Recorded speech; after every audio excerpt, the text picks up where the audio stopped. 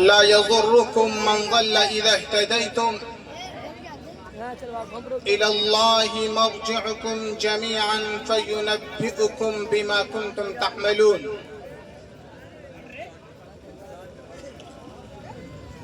وقال رسول الله صلى الله عليه وسلم: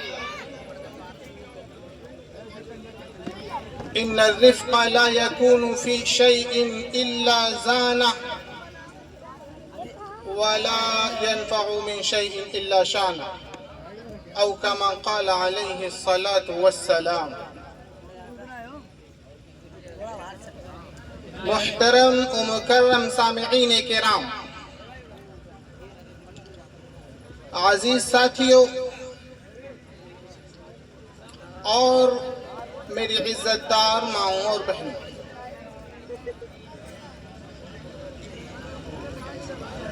آج کا یہ پروگرام تعلیمی بیداری اور اصلاح معاشرہ کے عنوان سے منعقد ہو رہا ہے۔ اصلاح معاشرہ کا مطلب یہ ہوتا ہے، اس کے اندر دو ورڈ ہیں۔ پہلا ورڈ اور لفظ جو ہے وہ اصلاح کا ہے۔ اصلاح کے معنی ہوتے ہیں کسی بھی چیز کو اس کی اصلی حالت پر لانا، کسی بھی چیز کو اس کی اصلی سرکمسٹانسز پر اور اس کی اصل پوزیشن پر اور اس کی اصل کنڈیشن پر لانا۔ اور جو دوسرا لفظ اس کے اندر ہے وہ ہے معاشرہ۔ معاشرہ کسے کہا جاتا ہے؟ جہاں کہیں بھی کچھ لوگ مل کر کے ایک جگہ رہتے ہیں اور وہاں ان کا ایک دوسرے سے تعلق ہوتا ہے، ایک دوسرے سے کنیکشن ہوتا ہے اور ایک دوسرے سے ریلیشن ہوتا ہے، اور وہ وہاں مل کر کے ایک دوسرے کے ساتھ زندگی گزارتے ہیں، تو اسی چیز کو معاشرہ کہا جاتا ہے اور اسی چیز کو سماج اور سوسائٹی کہا جاتا ہے۔ اللہ رب العزت والجلال نے قرآن حکیم کے اندر جتنی بھی چیزیں اس دنیا کے اندر رونما ہونی ہیں، right from the beginning of the world till the end، جب سے دنیا بنی ہے اس وقت سے لے کر کے جب تک اس دنیا کو باقی رہنا ہے، جب تک اس دنیا کو برقرار رہنا ہے، اس تک جتنے بھی اس ڈیوریشن میں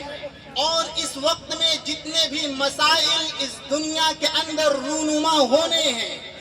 ان تمام کے تمام مسائل کا علاج، ان تمام کے تمام مشکلات کا علاج، ان تمام کے تمام ڈیفیکلٹیز کا علاج، اور ان تمام کے تمام کلیمٹیز کا علاج، اور ان تمام کی تمام ڈیفیکلٹیز کا علاج، اور ان تمام کے تمام مصیبتوں کا علاج اور پریشانیوں کا علاج اللہ رب العزت والجلال نے قرآن حکیم کے اندر پوشیدہ رکھا ہے۔ اور وجہ اس کی یہ ہے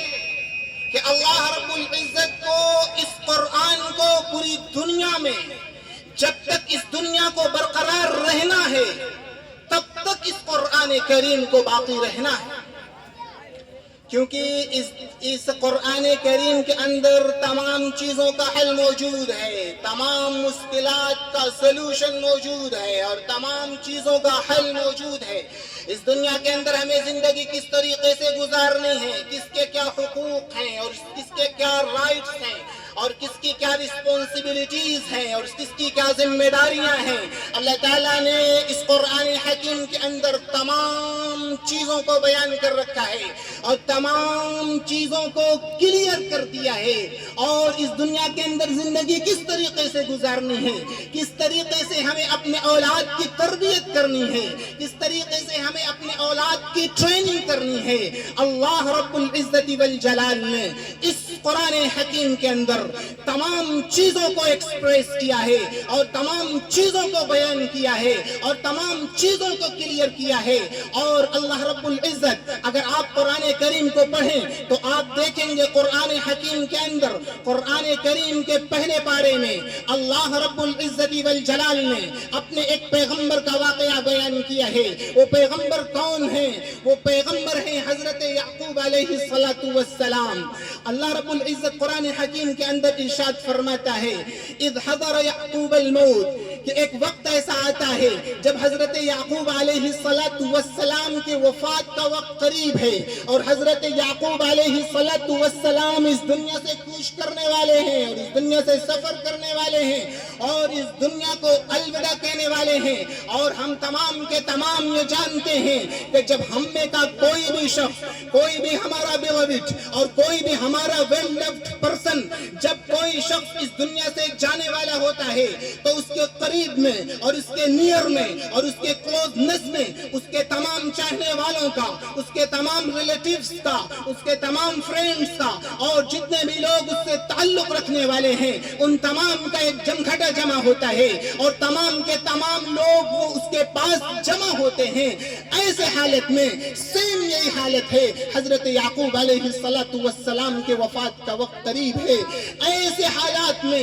حضرت یعقوب علیہ السلام کے بیٹے آپ کے پاس جمع ہیں اور اس حالات میں حضرت یعقوب علیہ السلام اپنے بیٹوں سے یہ فرما رہے ہیں ما تعبدون من بعدی. اے میرے بچوں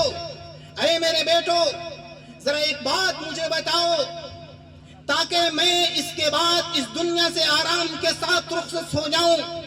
وہ کیا کہتے ہیں کس چیز کا وعدہ لیتے ہیں اور کس چیز کا پرومس ان سے کرواتے ہیں. پڑھیے قرآن کریم فرماتے ہیں ما تعبدون من بعدی. اے میرے بیٹو میرے بعد تم کس کی عبادت کرو گے؟ میرے بعد تم کس کی پیروی کرو گے؟ میرے بعد تم کس کی اتباع کرو گے؟ میرے بعد تم کس کے اوبیڈینٹ بن کر کے اس دنیا میں رہو گے؟ میرے بعد تم کس کی ورشپ کرو گے؟ حضرت یعقوب علیہ السلام نے اور بھی چیزوں کا پرومس لیا ہوگا اور بھی چیزوں کا ان سے وعدہ کروایا ہوگا لیکن قرآن حکیم ان تمام چیزوں کو ذکر نہیں کرتا ہے. قرآن کریم جس چیز کو ذکر کرتا ہے وہ اس بات کو ذکر کرتا ہے کہ میرے بعد تم کس کی عبادت کرو گے؟ میرے بعد تم کس کی پیروی کرو گے؟ انہوں نے صاف طور پر یہ کہا قالوا نعبد الہک و الہ آبائک ابراہیم و اسماعیل و اسحاق الہ واحدہ. انہوں نے یہ فرمایا اے ابا جان جس گاڈ کی پرستش کرتے ہوئے اور عبادت کرتے ہوئے اور پوجا کرتے ہوئے اور وندنا کرتے ہوئے ہم نے آپ کو پایا ہے ہم اسی کی اتباع کریں گے. ہم کسی بھی حالت میں اللہ رب العزت کو چھوڑ نہیں سکتے ہیں اور اللہ رب العزت کی عبادت سے ہم دستبردار نہیں ہو سکتے ہیں.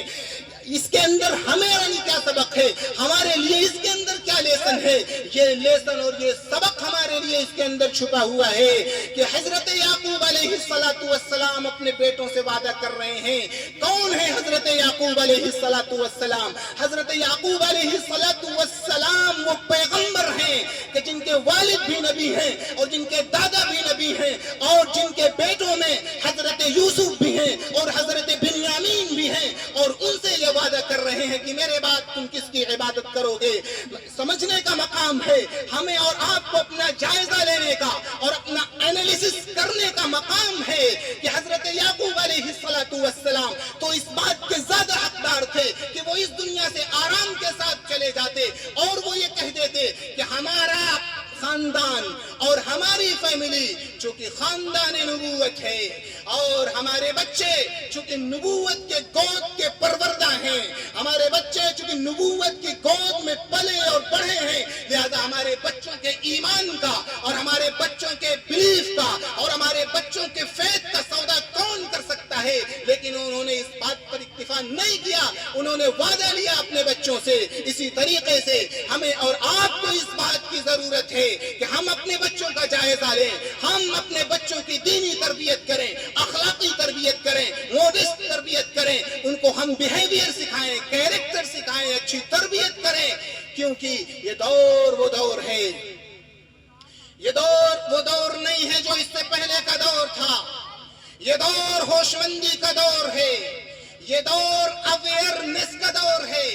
یہ دور پہلے کا دور نہیں ہے۔ غفلت کرنے والے، سستی کرنے والے، کیئرلیسنس کا شکار ہونے والے اور ریکلیسنس کا شکار ہونے والے اور بے غفلتی برتنے والے، بے مروتی برتنے والے میرے بھائیوں اور بہنوں، پھر ہماری اور تمہاری خیر ہو یہ کہنا بہت مشکل ہوگا مجھ جیسے ناقص علم والے کے لیے۔ باقی رہی یہ بات کہ کیا ہوگا، کب ہوگا اور کیسے ہوگا، میرے بھائیو یہ طے کرنا میرا اور آپ کا کام نہیں ہے۔ اللہ رب العزت جس وقت جیسا چاہے گا ویسا حساب ہم سے لے گا، اور ویسی آزمائش میں اور اس ویسی کلیمٹیز میں اور ویسی ڈیفیکلٹیز اور پریشانیوں میں ہمیں اور آپ کو مبتلا کرے گا، جیسا کہ اللہ رب العزت قرآن حکیم کے اندر ارشاد فرماتا ہے وَلَقَدْ فَتَنَّ الَّذِينَ مِن قَبْلِهِمْ فَلَيَعْلَمَنَّ اللَّهُ الَّذِينَ صَدَقُوا وَلَيَعْلَمَنَّ الْكَاذِبِينَ،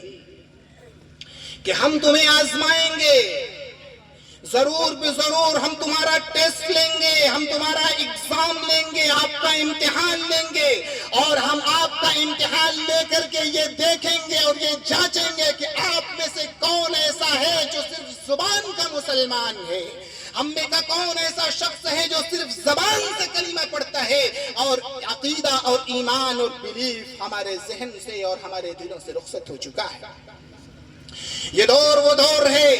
کہ جس دور کے بارے میں جناب رسول اللہ صلی اللہ علیہ وسلم نے ان الفاظ میں پیشین گوئی کی تھی،